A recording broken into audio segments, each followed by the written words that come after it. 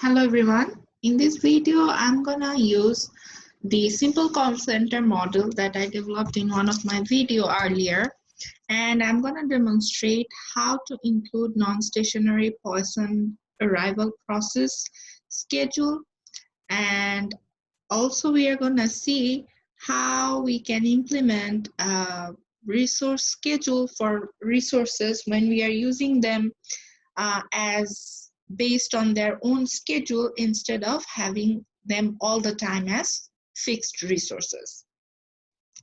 So in earlier video, I think I have shown how to implement schedule, but I haven't shown how we can implement or how we can input schedule for individual resources one by one. So that's the objective of this one. And in terms of logical model, we will improve our existing simple call center model, and we will include one more section of logic because let's say 4% of the technical support call cannot be handled during the call. Let's say we are calling company A and I have a problem with my laptop. I'm getting a blue screen of grid or something like that. So the agent says, okay, restart, do everything, do the preliminary assessment and stuff. However, it doesn't go through. And let's say my laptop is still having the same issue after all the reset and stuff, all the reloading and things. So the agent will basically say, okay, fine, I'll give you a call back tomorrow or day after tomorrow, and we are gonna fix this issue for you. So what the agent does is that he or she goes back and then consult with their tech people, and then they try to figure out what's the problem with the particular laptop and what should be the antidote for it, how to fix it. So we are gonna basically include a back office research logic into our model just for tech calls. Let's say 4% of the arriving tech call need this back office research. That means agents in the first try cannot solve the problem for the callers. So original call ends. So same original talk time distribution. All right. So for the first logic, when they're entering the model, they're going to follow the basic distribution for process, and then they gives up its trunk line. So after the agent decide, okay, we need to do a back office research, again agent hang up the trunk line. That means releases the call, but this will not be counted yet as completed because the problem has not been solved for the caller, for the customer. So this will not be counted as a completed call. So we won't be able to join the output of this kind of call with the release trunk line module that we have in our model so far. We need to have a separate release module. So let me just tell you one more thing. You can seize and release resources more than once if you are using seize and release button from your basic process panel. Sorry, advanced process panel. All right. So case sent to back office outside model boundary takes exponentially 60 minutes to resolve. Offline research may be carried overnight, completed on a day later. So our call center logic is like this, that we want to run it up until 10 hours or 600 minutes, and we want to make sure that no entity is present in our system. And how do we trace back that no entity is present in our system? By work in process. However, this time we are going to change the logic to T now should be greater than or equal to 600, and the trunk line, that the number of trunk line that is busy in the system should be equals to 0. In that case, if a tech call requires back office research, it's going to release the trunk line first. So even though the call is not counted as completed because it's somewhere in the system, however, it will release the trunk line. And that is the indication we have given arena. So if no trunk line is busy and time is over 10 hours or 600 minutes, you can terminate your simulation model. So we'll do that. And then the answer goes back to the same take person, whoever is taking the original call. However, it will have a higher priority than incoming call, but will still might have to queue for this person. So this kind of call will have a higher priority. So the take who is returning back the call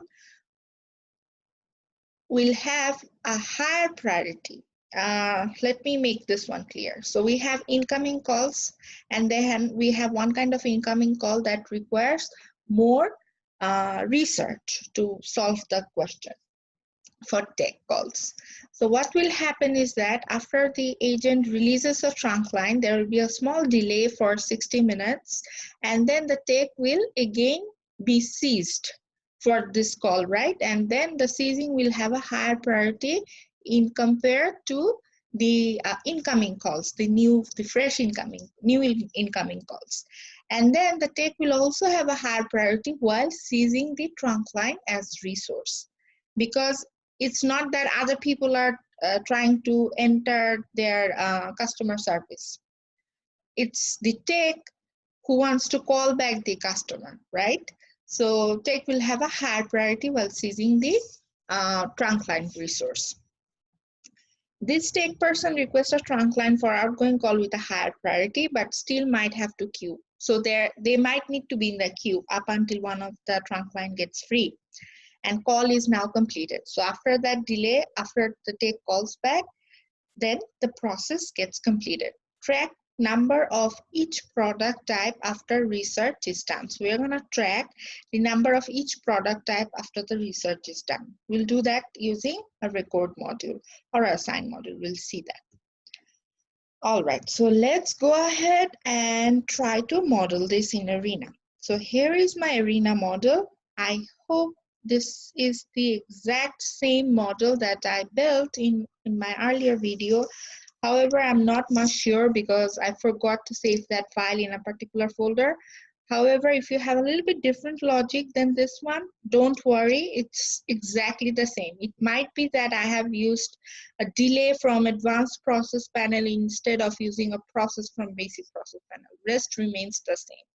So I'll just go over a little bit. So what's happening here is call is coming, getting recorded, and then the call is trying to find out whether trunk line, the current number busy of trunk line is less than or equals to current number scheduled.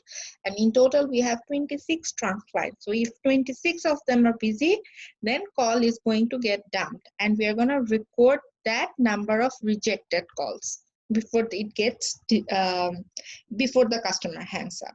Then we are going to increment the working process we have done so far, and then initialize delay, and then we have call type here.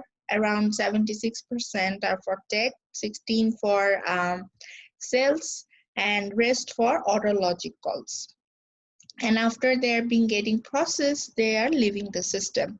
Right now, what we have in the tech, in the resource for tech call is tech 1. However, we have 2 tech 1 agents, 3 tech 2 and 3 tech 3 agents. So instead of referring them as tech 1, we are going to create individual resources, individual person who works in this department, and we're going to see that some of them are cross-trained as well. So we'll do that. And here we can see the important module called release trunk line.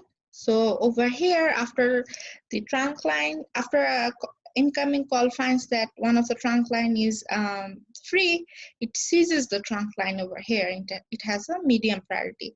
So depending on its type, it goes through different processes, and over here it comes back and releases the resource.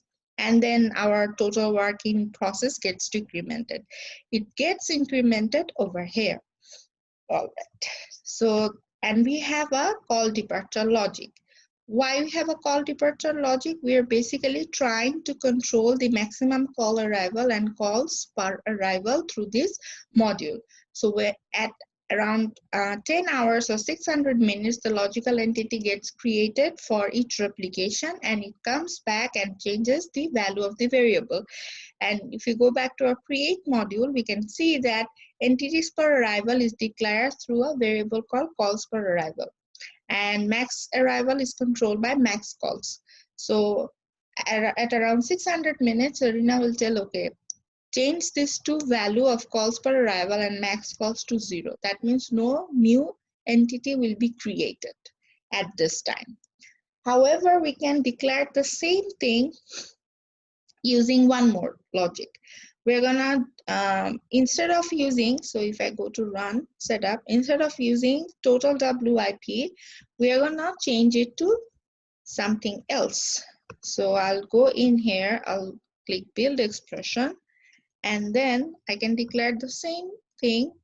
So I'll go to basic process variable, I'll go inside resource, and then usage and current number busy for trunk line. So if current number busy for trunk line equals 0, then I can say, okay, can terminate the call because time is already more than 600 minutes. If not, it will still continue. Let's go ahead and click OK. And before I forget, I'll click OK one more time. I'll go to files. I'll save it as model 5.2 final. I'll just name it final. All right. Next, so we don't need one thing. We don't need this total tracking of the WIP. If you want, you can keep it, but let's just take this off for now. So I'm going to take this off the work in process module, and I'm going to connect the initial recording delay with the seize trunk line option. And over here, decrement total WIP, I'll take that off as well, because let me just browse it one more time. So it was getting incremented there and it was coming here and it was decrementing the variables. Entities were entering and when they were leaving, they were decrementing it. Let's just take that off for now. If you want, you can keep it.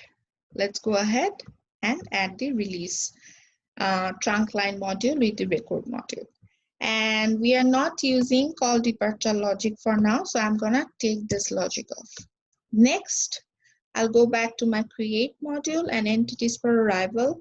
Instead of using a variable, I'll just write 1. And instead of max call, I'll just write in infinite for now. And go ahead and click OK.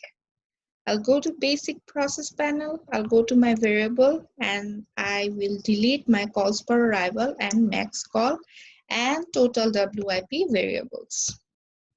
So now I don't have any variable. All right.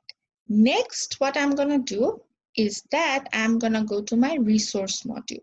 So inside resource, let's just increase it. So we have trunk line as a resource, we have take 1, take 2, take 3, and cells as resources. So what we are going to do, we are going to take these 3 resources off. So I'll just select them and then I will select, right click on my mouse and I'll hit delete rows.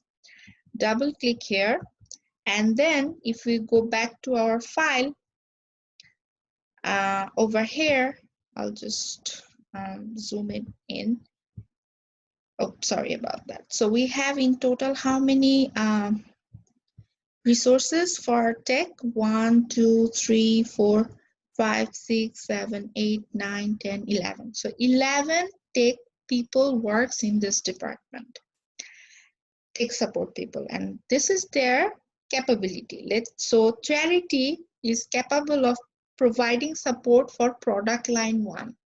So if we go back to Arena, we can see that over here, some of the tech calls, so some tech product type is here for product type 1. Some of them are here for product type 2, some of them are here for product type 3. Let's say this company provides tech support for laptop, mobile, and iPad, or something like that. So if we go back to our PowerPoint, so let's say Charity is capable of providing support for product type 1. Noah, product type 1 again. Molly can support for product type 1 and 3 at the same time. So she is like cross-trained resource. And then Anna can provide support for all the 3 product type, and Sammy can also provide support for all the 3 type. Tierney, Aiden, Emma, Maya, Yen, Christy, they can either provide support for product type 2 and or 3. It depends. So over here on the right hand side, we can see that we have 22 half hours. That means 11 hours. So the call center have a schedule for employees for 11 hours. Though its arrival ceases exactly at 10 minutes, 10 hours, which we are going to define through arrival schedule. However, the resource stays up until 11 hours, just to ensure that all the calls get answered. So let's say for Charity, who is capable of providing support for product type line 1, she'll be available for the first hour, for the second hour, for the third hour, third and half hour, and after 3.5 hours or 7 half hours of her service, she will take a 30 minutes break or 0.5 hours break or 1 half hour break. It's all the same thing. 1 half hour equals to 30 minutes. 1 hour equals to 60 minutes. So 1 hour equals to 2 half hours. All right. And then she'll be back again into service up until 17th half hour, and then she will go. So eventually we have this schedule for all the people, and on average they work for 8 hours. So if you add them up, let's say for Charity, let's do it. So we have, just give me a second. I'll get my pen. So we have 1, 2, 3, 4, 5, 6, 7, 8, 9, 10, 11, 12, 13, 14, 15, 16. So for 16 half hours, Charity will be here. So 16 half hour means 8 hours, right? For rest of the time, she will go for a break, or she might not be in the service at all. So if you do it, let's just take one more. Let's take Sammy. So Sammy is a cross-trained resource for all the 3 products, and that person is here for 1, 2, 3, 4, 5, 6, 7, 8, 9, 10, 11, 12, 13, 14, 15, and 16. For rest of the time, they are not here. However, they don't take break together. They don't leave the call center at the same time. It depends on their work schedule. All right. But for each of them, they're working 16 half hours or 8 hours. All right. So keep that in mind. So let's go. I will show you how to declare the schedule for 2, 3 of them. However, then you need to build it by yourself. So let me go back to Arena. And then I don't want all these marks here.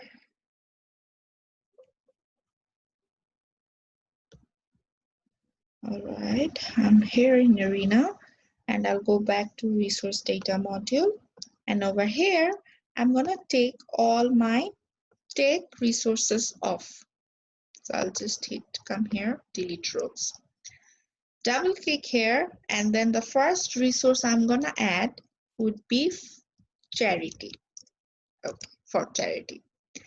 And then what we're gonna do is that, so we have created a resource called Charity, and now her type is based on fixed capacity, but it is not the case. So where we can go in Arena to declare the resource schedule, we can go to schedule, right? And it's under basic process. So we're gonna create the first schedule for Charity. All right, Charity, so I'm typing this in, Charity schedule. And then type is capacity, because we are controlling the capacity of the resource. However, when we will use our arrival schedule, here we will select arrival. And for defining any other kinds of schedule, you can select schedule. Let's say you want to schedule how many work in process, what should be the maximum length for your queue at particular time frame. If it reaches that, maybe entities will go to a dispose module through a decide and something like that. Let's not go that far. Let's just select capacity for now. Time units, because it is defined is in half hours, we are going to select half hour. However, we can use second, minute, quarter, half hour, hours, days, and so on. Let's go ahead and select half hours. Scale factor is 1. However, let's say if you, after you declared something, let's say the schedule changed and so on. So you can control the scale factor to either increase or decrease your already defined schedule. So for us, let's just keep it 1. Let's go to, sorry about that. I'll just delete this. So let's go ahead and hit this. So over here, we can define one by one the value of the capacity for charity and the duration for it. So I'll not edit it through this window. I'll just click here. I'll double click here, and then you can see value. Value means value of what? Value of capacity. So if we go back to our PowerPoint, we can see that the value for charity, it would be 1 for the first 7 half hours. So I'll go back here. So by default, in the value section, we have 1. So for the first 7 half hours, value will be 1. And then if you go back, just ignore my red dot. We don't have a black dot here, right? So what does that mean? That means charity is not there in the system. So I'll go back, double click here, and then I'll initialize a value of 0 for the second, for the 8th half hour. So here, so this is duration length. Don't confuse it with start and ending time. So I didn't wrote here 8.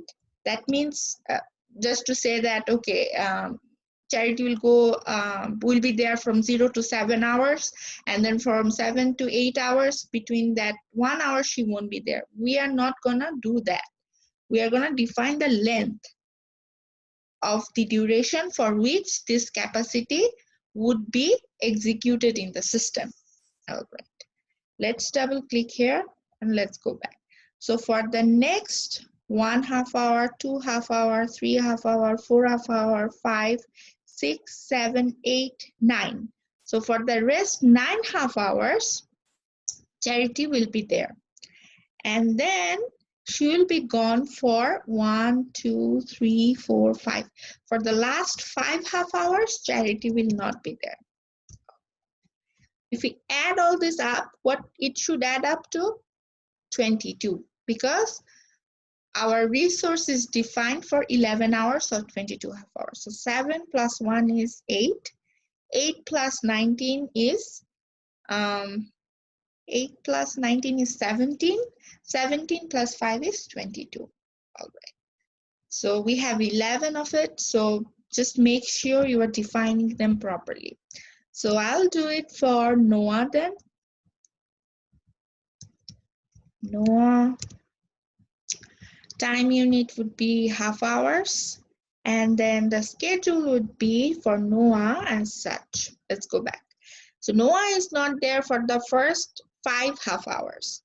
All right, so let's define that. So the value for Noah would be 0 for the first 5 hours. And then he's there for how long? 1, 2, 3, 4, 5, 6. 6 hours, 6 half hours, sorry. And then he's gone again for 1 half hour. And then he is back, I guess. So he's taking a break at 12 half hours or 6 hours into service. And then for rest, he's there. 1, 2, 3, 4, 5, 6, 7, 8, 9, 10. For the rest 10 hours after he took the break, he'll be there in the system. So if we add this up, it's going to be 11. 11 plus 6 plus 5 is also 11, right? So if you add this up, it's going to become 22 one more time. All right. So instead of Noah, we are going to name his schedule as Noah's schedule. And then we will do it for Molly. Molly schedule. Capacity, half an hour. All right, double click here.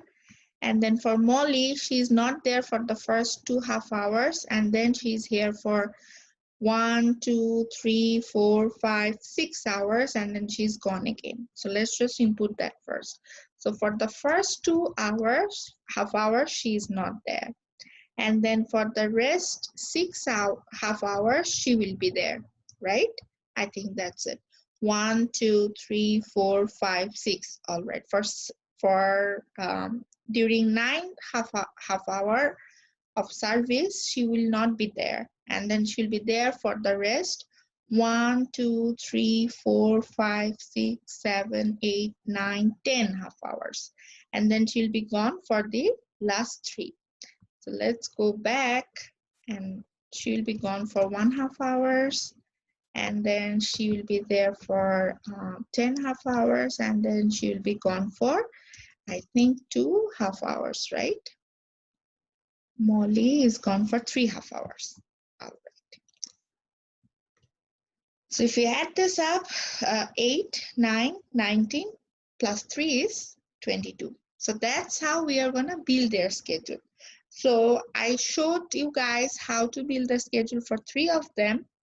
If you go back to the PowerPoint and pause this video, you can input the schedule for all these people one by one by yourself.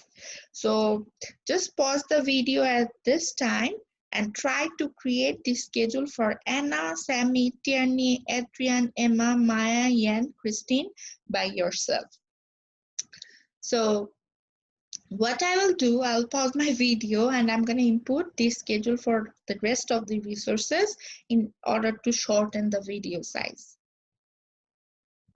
So over here, now I have Anna's schedule, Sammy's schedule, Tierney's schedule, and next, just take this two off first, delete.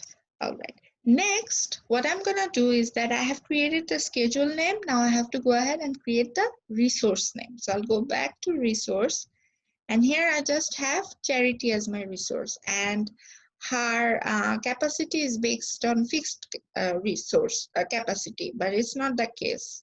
She is based on her own schedule. And what kind of schedule? What is her schedule name? It's her schedule name, Charity's schedule, right? And we have defined Charity's schedule inside inside schedule. So here is Charity's schedule. So we just said Arena, okay, she's based on her schedule, and here is her schedule. Next, the schedule rule would be ignore. Why? Because if Charity is serving someone and her break starts, she will ignore her break and she will keep on talking with the person, and then when it's time for her to return, she will return exactly at that time. No matter, let's say Charity takes a 30 minutes break, right? So let's say a customer gets in and she is serving the customer and it requires 10 additional minutes from her break. So she will break at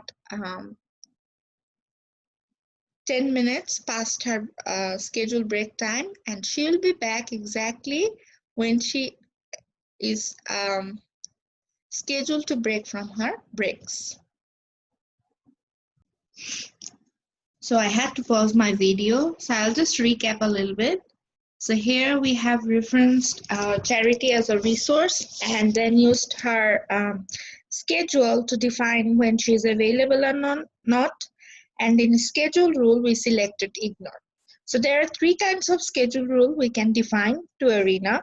The first one is wait, for which it means that if an entity has seized a resource when the scheduled break was about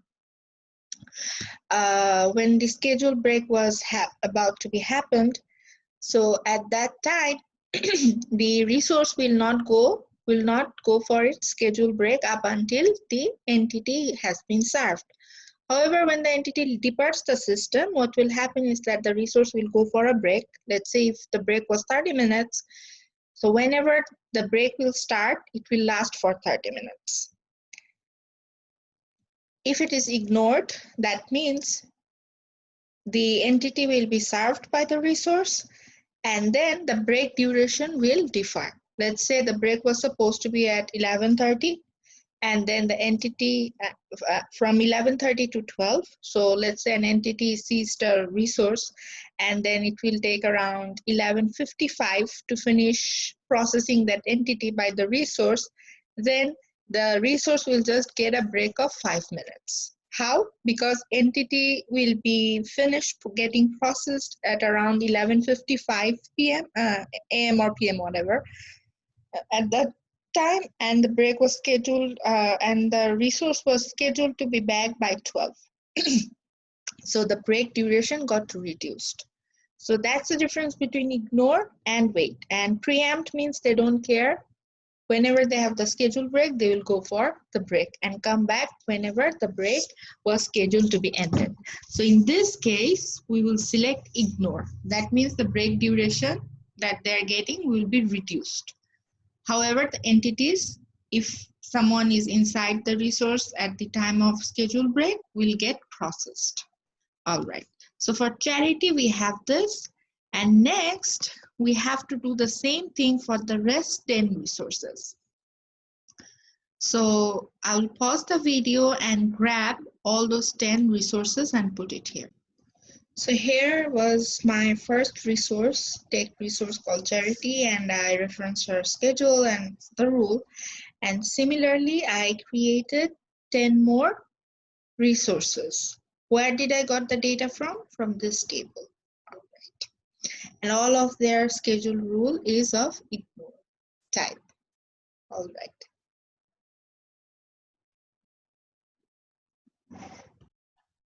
So previously in our resource, we see that we have 4 agents who is working in the sales department who are serving 2 kinds of customers.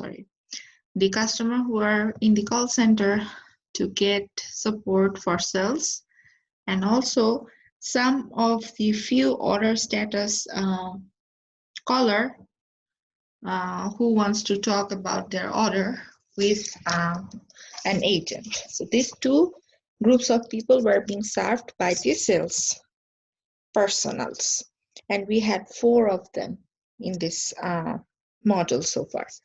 However, let's say just like the take resource people, their schedule are based on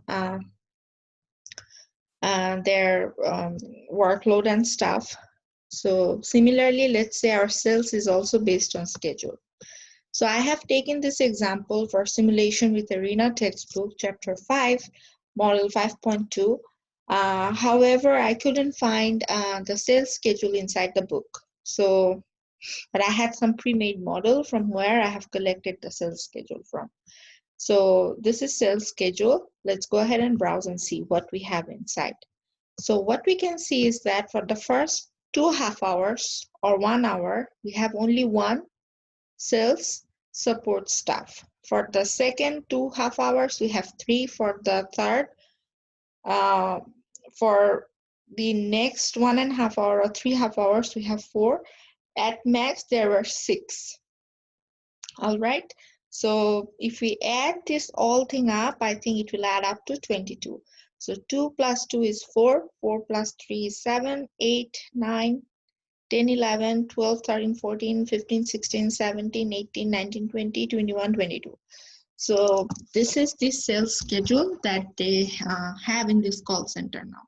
So let's go ahead and close this one. I'll go back to resource, and for sales, it was fixed capacity before. Now let's just select based on schedule, right? All right, and the schedule name would be sales schedule. So here it is. For sales, let's say sales representative are classy, for example, and their break time doesn't shorten, all right, if they serve a customer during their break hour. So that's why we have selected wait as their schedule rule. All right, so we have defined the resource schedule. Let's go ahead and define our arrival schedule. So I'll go back to schedule and I'll create a new schedule rule called arrival, not rule, a new schedule called arrival schedule. And inside type, we're going to select arrival because this schedule is for defining our inter-arrival time or the arrival time of our entities. Basically inter-arrival time of our entities. So time unit, let's say half an hour. Let me go back to my PowerPoint slide. And from this table, sorry about that. Let's say we are given with the data from this table. So what's wrong with the computer? Sorry. I'll just unselect it. So in this table, we can see that we are given with the arrival schedule for each half hours. One thing we can see that calls per hour. So arrival rate is always given per hour. All right. So whenever we have 20 here, what does this mean? This means that 20 people arrived for 60 minutes time. That is around 0.33, right? If we divide 2 by 6 or 20 by 6, that is how it is. So rate is 20. So what we can see here is that, sorry, I did just the other way around. It was supposed to be. That's why it wasn't add up. So we have to do, so this is in half hour, right? So every 60 minutes, if we divide 60 divided by 20, so the inter-arrival time is how much? 3 minutes. So every 3 minutes within an hour, we'll have an arrival. Let's not bother about that much. I'll definitely refer you to read the ARENA textbook for details. So calls per arrival is always defined per hour, not per half an hour. But here it says that between 8 to 8:30, the rate was 20. However, maybe someone was taking data over there. So what happened was actually 10 people got into the system. So if we divide 30 divided by 10, it's still 3, right? So we don't define our rate as 10. We define our rate as 20 because we have to define it per hour. All right, so this is already given to us. And what ARENA does, the arrival process is Poisson. So if you have a Poisson arrival, however, it is non-stationary, that means it changes over time, the mean rate changes over time, we can use the arrival schedule module to define it. If your arrival schedule was not Poisson, maybe triangularly distributed, the arrival time, or maybe it was following a beta distribution or gamma distribution, let's say, then you can't use these schedule rules to define that. What you needed to do was to use expression for defining all the rate or all the distribution for each arrival rate, and then come back to your create module, select expression, and then create something that will say that if the time is, let's say 30 minutes from it starting, use expression row number 1, next expression number 2, and so on. All right, so for this simple one, we know that it's Poisson, but it's non-stationary. That means the rate is changing over time. Let's go to ARENA and let's click over here. So over here, if you go back to the table, we can see that for the first half hour, rate was 20. For the next, it was 35. After that, 45. So how we can do that? If I go back to my ARENA, double click here. So the value would be 20 for the first hour. Next hour, it's gonna be how much? It's gonna be 35. Next, it's gonna be 45 and 1. After that, it's gonna be 50 and 1. After that, not 50, 150, it's 50, just 50 and 1. And then after that, it's gonna be 70 and 1, and so on. So that's how you have to have define all the value of the arrival rate. So what Arena will do is that it will know, okay, the arrival rate is following a Poisson distribution.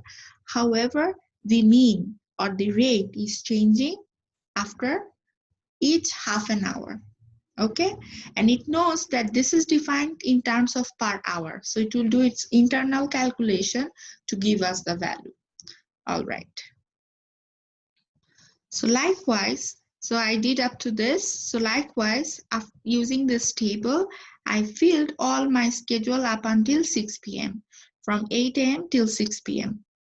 All right, next over here, so we can see that we have 19 rows because the arrival rate was same for 2 consecutive half hours. So we have 2 here.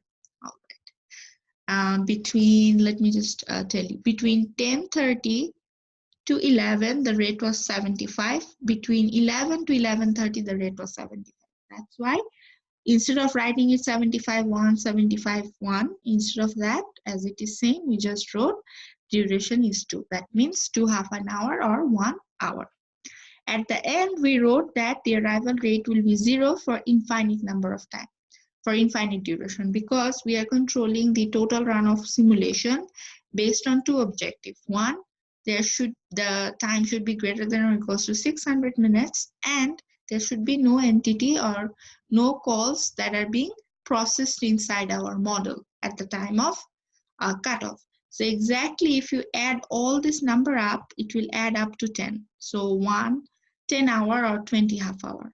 1, 2, 3, 4, 5, 6, 7, 8, 9, 10, 11, 12, 13, 14, 15, 16, 17, 18, 19, 20. So 20 half an hour means 1 hour. And then after that, there will be no arrival. So where we are defining that? Because we are defining rate as 0 and infinite. That's why we don't need those variables like call per arrival or maximum call, and then use the cutoff logic entities and stuff. So we can define it this way as well. All right, let's go ahead and close this file. I'll hit save. Next thing, what I'm gonna do is that I'm gonna develop the back office research logic. All right, how am I gonna do that? So let's go ahead and grab a box and put it here. We'll just zoom out a little bit, and then we'll name this section of logic as back office research logic. I'll save it. Next, what I'm gonna do is that I'm gonna take off the output of all these 3 processes. 1, 2, 3. All right.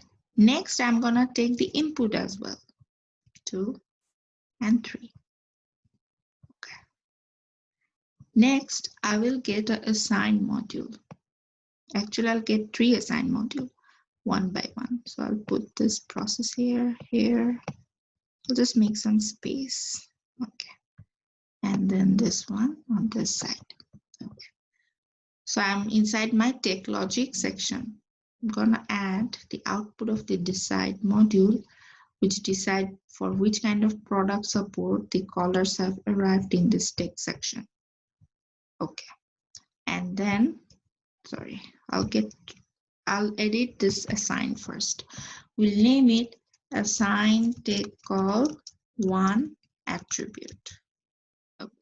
Let's go ahead and assign an attribute. So we'll select attribute, and then in attribute name, we're gonna create a new attribute called tech call type.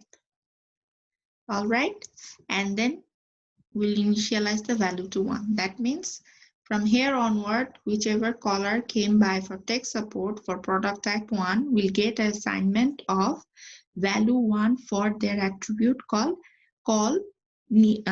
tech call type attribute. All right.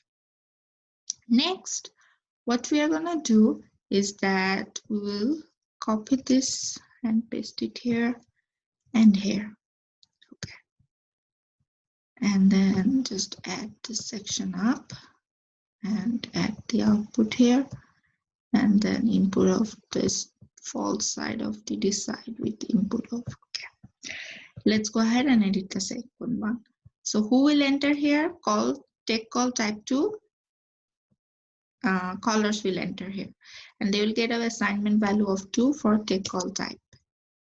We'll click OK. Next, take call type 3 callers will arrive here, so they will get an assignment of value 3 for take call type. Okay, so we have that done here. Next thing we have to do is that we'll go inside the product type. So product type process, inside resource, we're gonna hit edit.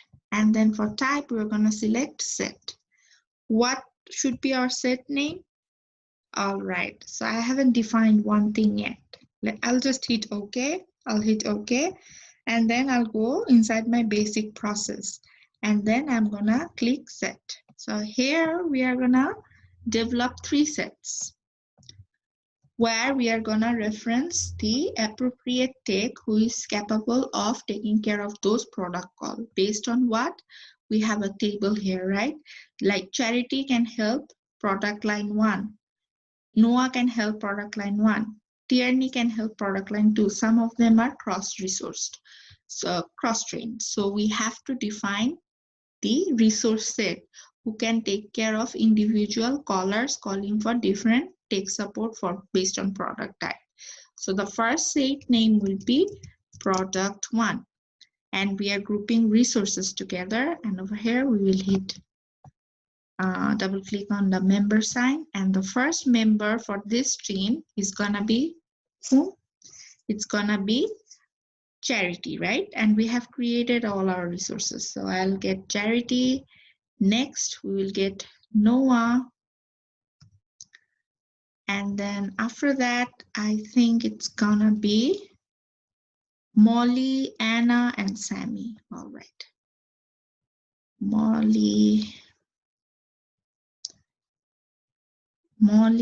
Anna, and Sammy. Anna and Sammy. Okay, so from here we can see that Molly, Anna, and Sammy, they are cross-trained resources, right? Molly is cross-trained into product line, Anna and Sammy is cross-trained for all kinds of product. So over here in our set, what we did that we referenced the resource name, we put in resource like Charity and Noah first before we put the cross-trained resources. And inside our product type, what we will do is that we'll say we want to seize resources based on preferred order. That means cross-trained resources can be used in different areas, right? Wherever required. So Charity and Noah, let's say all the call product line 2 and 3 staffs are busy, all right? And then Charity and Noah is free, but the next arriving call is for call type 2. And maybe Molly is helping caller type 1, for example, a product type 1 caller. Charity cannot help. Charity or Noah, neither of them can help the new incoming calling population for who came by to get support for product type 2, right? So it's always best to seize the cross-trained resources later on, because they might help the next incoming call, which the single trained resources who are not cross-trained cannot help. That's why we have put their names in this order. So Molly is trained into product line, so she will be seized before Anna and Sammy will be seized. So that's why we have sorted our set data module. All right, for product type 2, we are going to do the same. Click here and then go inside. So we are going to reference who is helping product type 2, basically Tierney, Aiden, and Emma. So we'll reference them here. Tierney, and then Aiden, and then Emma. And Molly is not cross-trained for supporting product line 2. If you go back for Molly, you can see that she can only help 1 and 3. However, Anna and Sammy can help product line 2 as well. So here we will reference Anna, and then we also add Sammy. For Anna and Sammy, you can put Sammy before then Anna, but if you do like anyway, it's fine. But for rest, it needs to be in order. Okay. And for Aiden and Tierney, you can put Aiden first, then Tierney, then Emma, or you can put them in any order. However, just make sure they like the cross-trained resources are referenced at the end based on their capabilities. And then product type 2, and sorry, last but not the least, product type 3. How many of them are supporting product type 3? Maya, Yan, and Christy. All right. Maya, Yan, Christy, and our cross-trained resources. So Maya, Yan, and Christy. Last, we have whom? We have Anna, and then we have Sammy. So here we can see 5 of the resources helping them out. All right. Oh, I missed one thing. Molly is cross-trained for 1 and 3, right? So let's say now we want to add Molly in between Christy and Anna. So select Anna, right-click on your mouse, insert row. And then from here, we are going to select Molly. All right. So if a call gets in, all these 3 will be checked first. If they're not available, Molly will be ceased. If Molly is also busy, Anna will be ceased. If Anna is ceased, Sammy will be the one who is gonna take the call. If all of them are busy, they will wait in the queue. All right. So we have our product type here. Next, we'll go inside the product. And for the first product line, the set name will be product 1 because it consists of all the resources who can help with product type 1. Unit to seize and release will be 1 because one caller will seize one resource, whoever the resource is. Selection rule would be preferred order because we have sorted our set, right? It could be based on cyclic type selection rule. It could be random. It could be specific member even. Let's say I want to just seize Anna or I just want to seize Sammy. In that case, I'll select that and then I'll just select an index. For product type 1, the first resource we have referenced is charity. Let's say for product type 1, I just want charity to be used. So I'll just type in 1. If I want to just use Noah, I'll just select 2 and so on. So you can specify that in arena 2. However, in this case, we will say that we want them to be seized preferred in the using the preferred order. And we want to save the attribute of this agents because if this caller needs a back office research to answer his or her questions, then the same agent is gonna call them back. So we will save this attribute for agent index. We'll name it take. We'll name the attribute as take agent index. And then rest remains same. For product type 2, we are going to do the same thing. In type, we'll select set.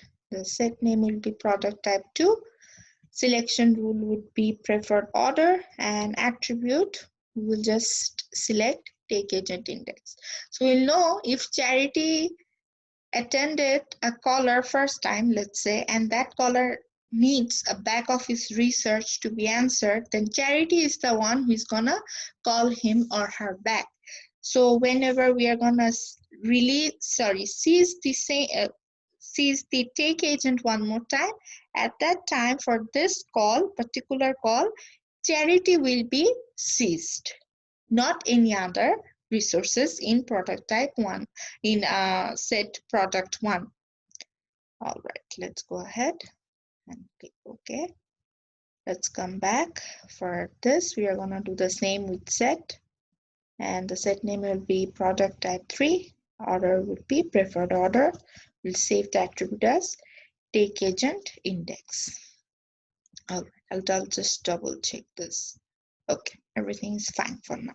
So we have done what? We have assigned an attribute called take call type, and then inside here what we did, we referenced set as resource, set of resources instead of single resources. All right, next we are gonna go to our basic process and grab a decide module. All right, so I'll connect the input of all this process module from take call type and attach it to the input of this decide. What we will be deciding here, whether a take call need additional back office research or not. So we'll name it need back office research. Okay, it's a two-way by chance. Only 4% of the call would require that. Rest 96%. We assume that will be served by the take agent in the first go. So the false of this output would be connected with the input of this release trunk line module, and rest would enter another logic here. All right, so for the back office research, still they will release the phone line, right? Because they decided that, yeah, there needs to be a back office research. So we'll release the phone line. So we'll go to advanced process, and then we'll get a module named release and place it here. We will connect the output of this true side of decide with the input of this release module. Let's go in and let's go ahead and edit it. We'll name this release trunk line for back office research. Okay, what resource will be releasing? Trunk line. You need to release one because one was seized. We'll click OK. Next, what we will do is that we'll go to block panel. All right, we'll go to block panel, and then we will get a delay module from here and paste it, just to show the functionality of this block delay panel. We have used it. So what happened is that arena, all the higher level panel, let's say basic process is the highest level template. Next to that is advanced process. Next to that is block, and then last is element. So the higher template panels are being created. All those modules are created using this lower level block panel elements. All right. So if you need to do a detailed research, detailed modeling, where basic process can support your modeling technique, then select the low level templates. Else, if you can, just stay with the higher level one. Let's go ahead and double click. We'll specify the duration here as Expo 60, because it takes approximately 60 minutes to do the back office research and get back to the customer. We'll click OK. Next, we'll go to advanced process. We'll go down and select storage data module. Double click here. We'll create a storage called back office research storage. Next, we'll go back to our delay, and inside here we'll select back office research storage, because over here you can see we don't have that queue on top, right? So we are releasing a resource and then we are doing a delay.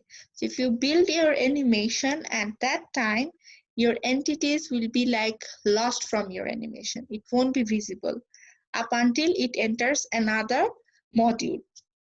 So that's why if you want to see the entities during your animation while it enters a delay, use storage. So there are two ways to define storage. So storage is kind of like queue, which will help you to show the entities when you are doing animation. All right.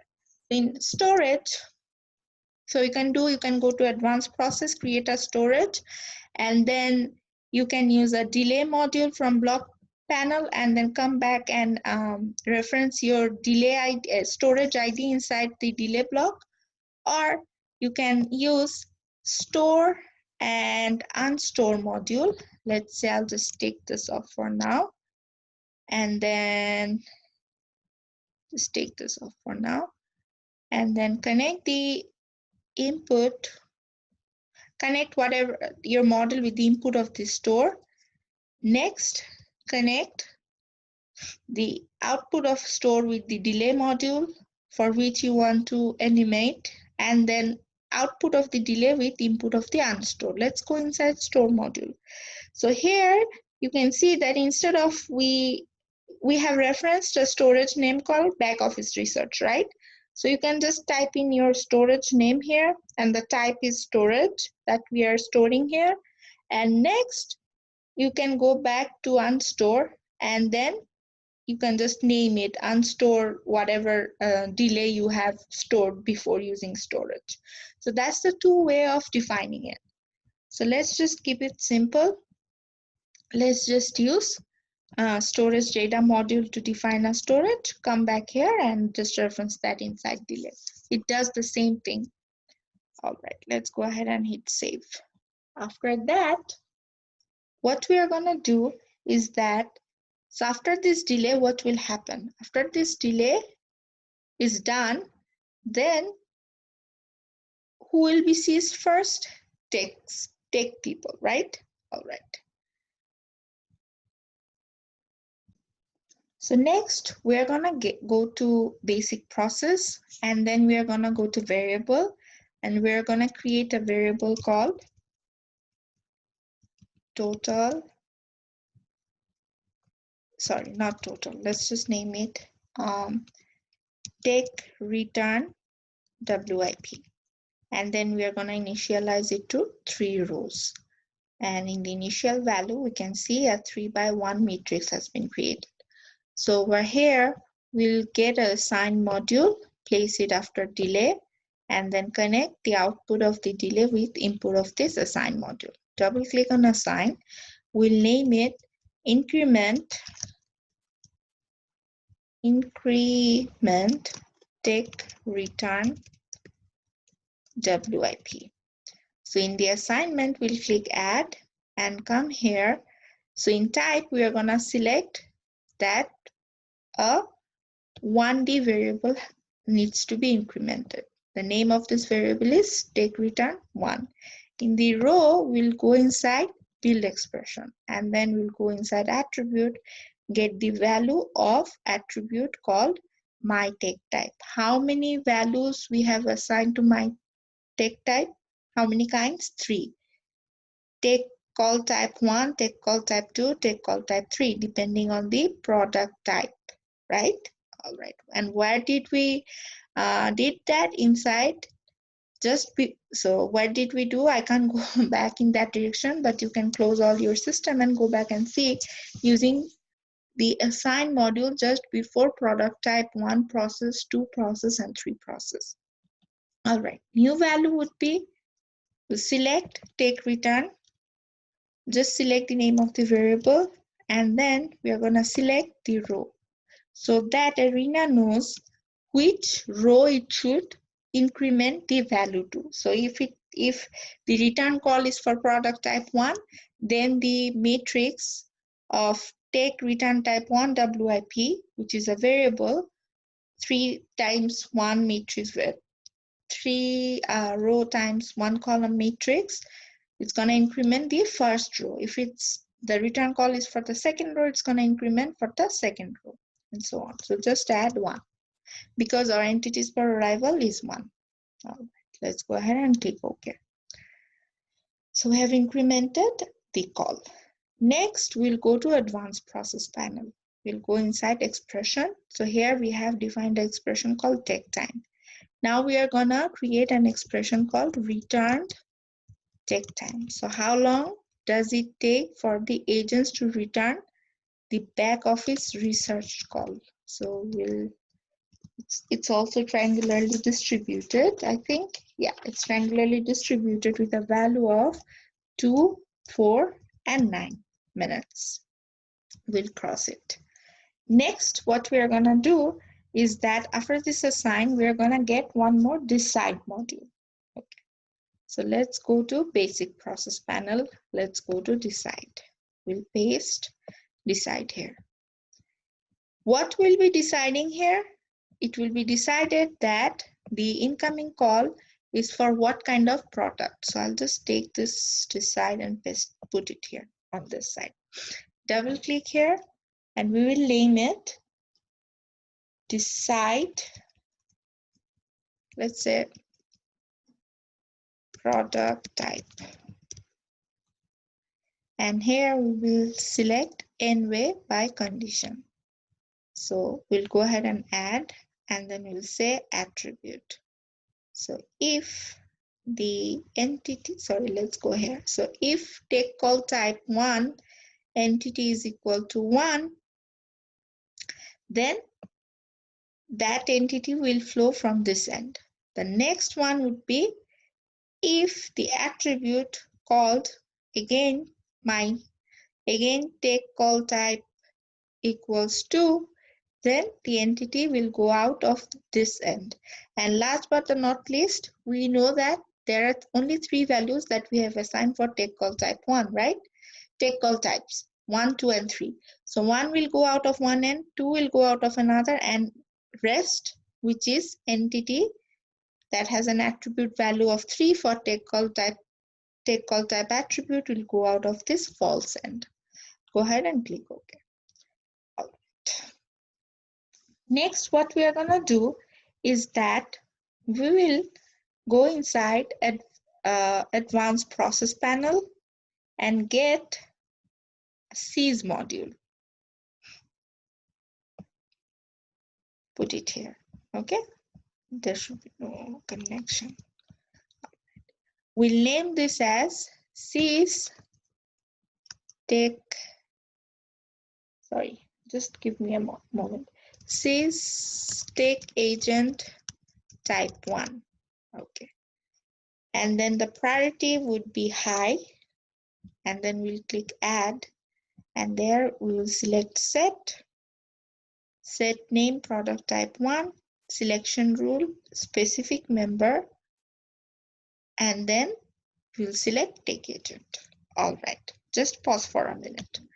So for resource, we have selected set and then set name, and then we want to see specific member. Let's say Molly was the one who attended a call and required Molly was the one who attended a call of product line 1 that requires back office research. So Molly is the one who is going to get seized with this selection rule because we have selected the set name, and we have told Arena that we didn't just come here and write Molly, right? Because we don't know whether it's Molly, Charity, or Christine is gonna get seized in the first place. So we are telling Arena, whoever you seized before, seize him or her again. And how Arena will get track of that? Because Arena will keep a number. Like for this call, take agent index 1 was seized. Whoever is in index 1, row 1, we know that it's Charity. Then seize Charity. If it's the second index, then seize Noah. If it's the third, then go ahead and seize Molly. All right, and here it knows which set to browse. So I'll go ahead and click OK. So over here, we can see that the queue name is automatically created, right? Automatically created to what? Just give me a moment here.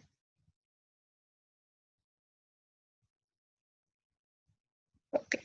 automatically created to the name that we have given to the module. However, we have to go ahead and select a different queue name here, product 1 process queue, because all the calls that needs to be returned will be seizing the resource from the set. However, they're gonna share the same queue. That's why instead of using a different queue here for seizing, we have referenced the name of the product type, product 1 process queue.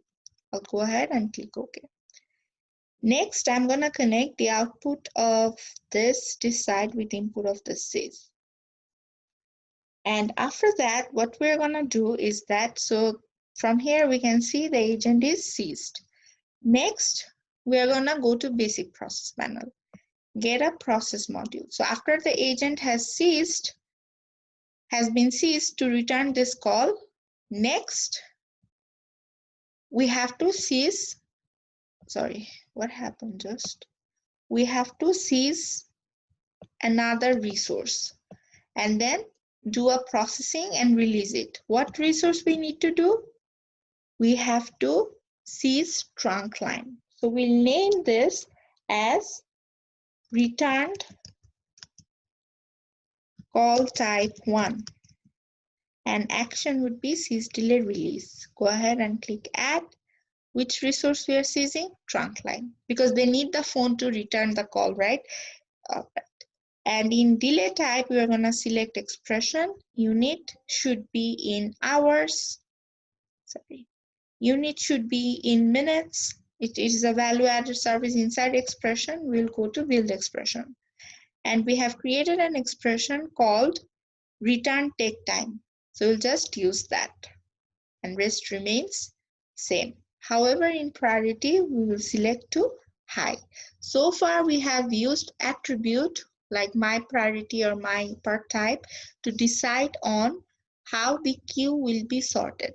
But over here, if the same resource has been seized in different processes, so we can definitely go ahead and assign priority for each process for seizing this resource. So over here, I have selected high as my priority.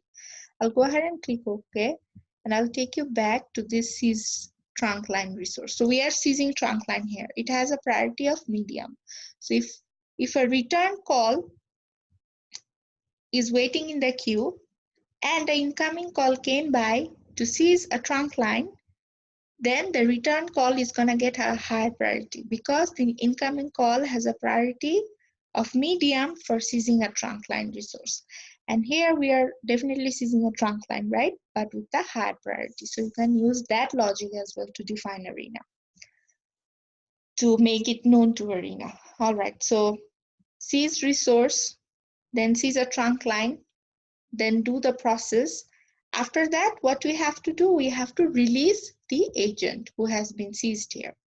So I'll go to advanced process and then I'll select release. I'll click connect and connect this to. So I'll name it release take agent type 2.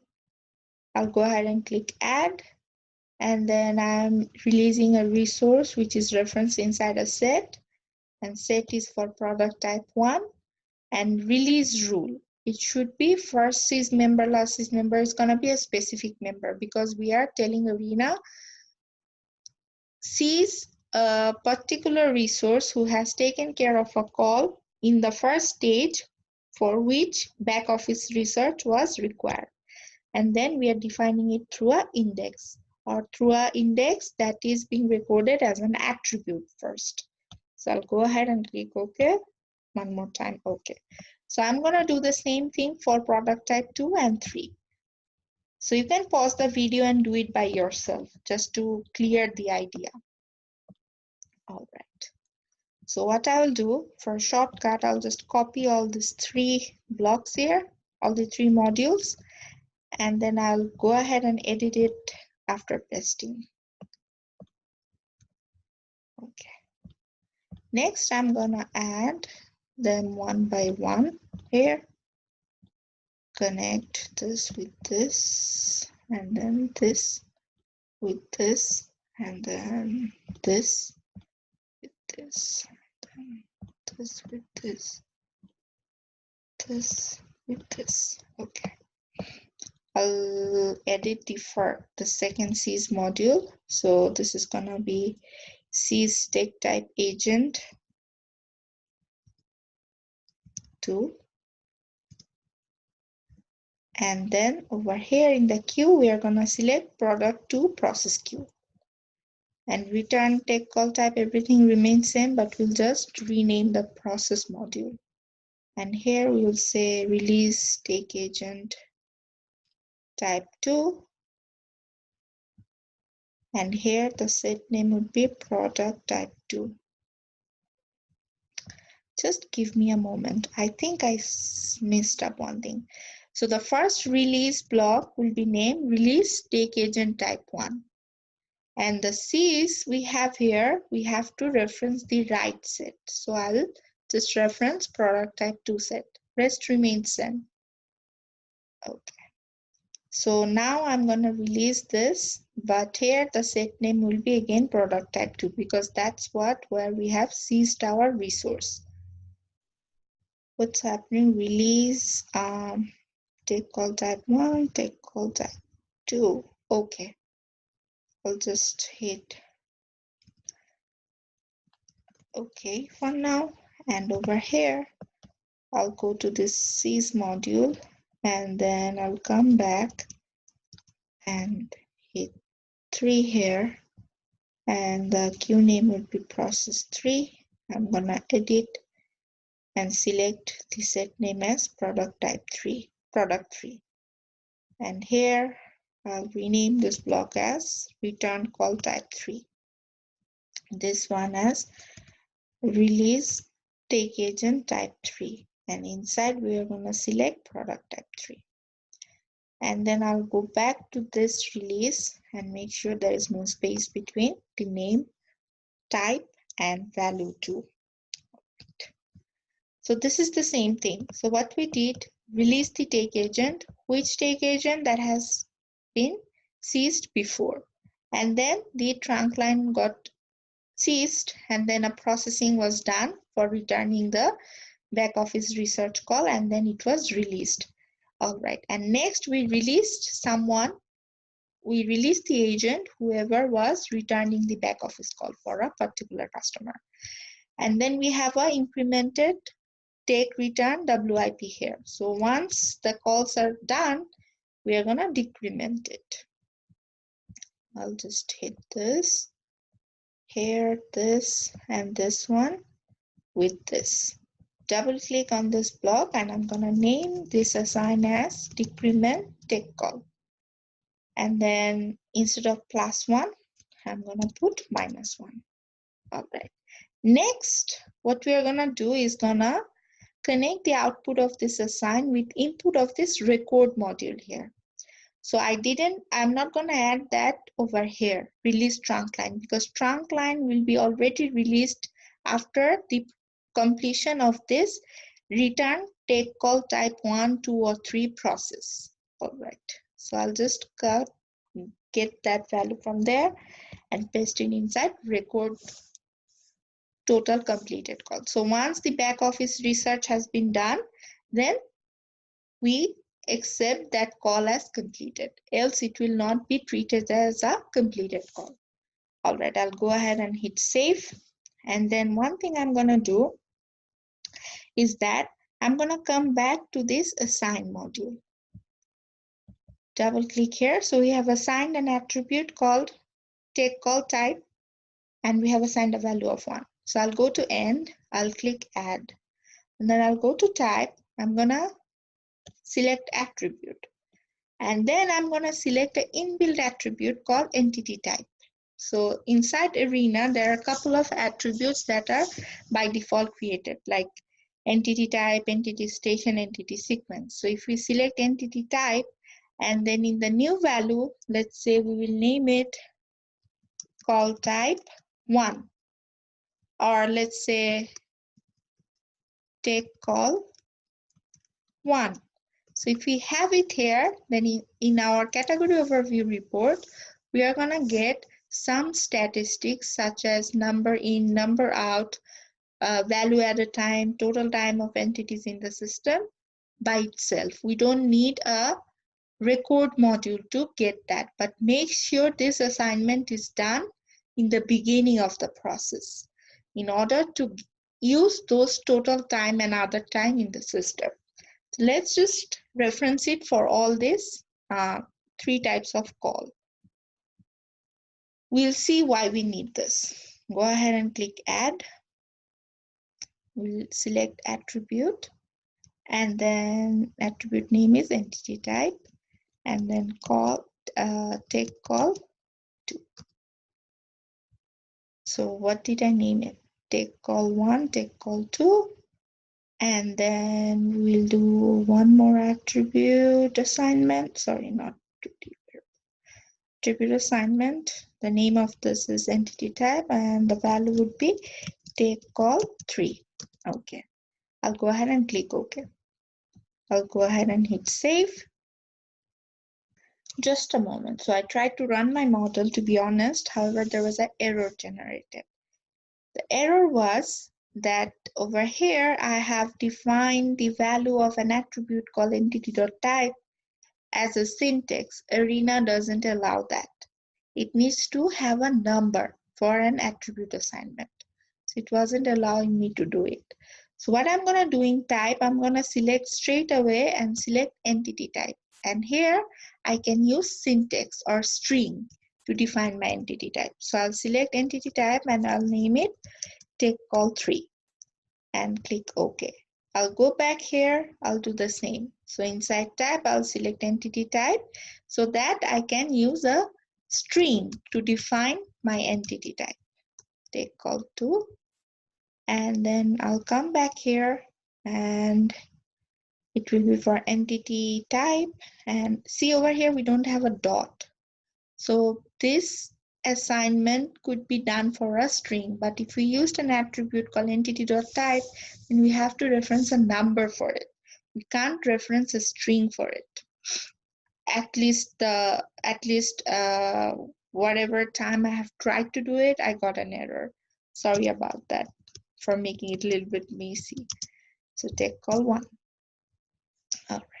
Let's go ahead and do one more thing. Just give me a second. So over here, if I come back and go to end of list and click add, let me go ahead and reference attribute entity.type, and inside here, let me type in an attribute and check whether it works or not. Let's do it together. Let's go ahead and click OK, and then let me try to run the model. Okay. I think I got another error. Let me go ahead and close it. Okay, so this one, if you use attribute and entity.type, if you put these two commas, if you put these two commas and then write your text here, I think that works fine. But if you don't want to do that, you can just reference entity type. I'll just delete it and I'll click OK. And then I'll go to basic process. I'll go inside my queue and over there. So product type 1, product type 2, product type 3 queues are first in, first out queue. However, they are shared, right? So I'll just hit shared over here because they're being shared in two processes or two seizing process over here. And I have used the same queues inside this seize take agent type resources. I'll click save and then I'll come back. All right, just to keep a line with the book, I have told you that seizing an agent would make the back office research call and incoming call to seize the same queue. However, it's not the case that has been defined in the book. So what we are going to do, we are going to go inside seize module for this return calls. And over here, we have previously selected the name of the process queue, like product 1 process queue, product type 2 and 3, in all these three, all three seize modules. However, what you can do is that just delete that name, and if you just try to click somewhere else. Depending on the name of this is module, your queue will be created. So I have done that for the rest of these 2 lines, and that's it. So then I'll need to go back to queue, and there I showed you guys that you need to make this process 1, 2, and 3 queues as shared. However, we are not gonna do that. That means the incoming call and the return call will have separate queues while they are trying to seize the resources. What resources? Take agents. All right, so I'll go back. So I'll go back to my create module, double click here, and here we are gonna select type as schedule. And in schedule name, we're gonna select arrival schedule. Entities per arrival is 1, max is infinite. Let's go ahead and hit OK. Let's go to run, let's go to setup, and T now is greater than 600 and rank 1 should be free, rest remains same, and then let's run the model. So I'll just run my model. Let me just hit fast forward so that it runs. So it ran around 629.596 minutes. All right. So that concludes this tutorial of building this model. Next, I'm going to show you how we can include or decide or improve this model to find out how many new take agents this model would need in order to reduce the number of rejected calls. So here we have rejected calls for the total simulation run. We are going to try to find out the hourly rejection call and try to figure out that how many new resources we need to input here so that the hourly rejection rate comes down. Thank you for watching this video.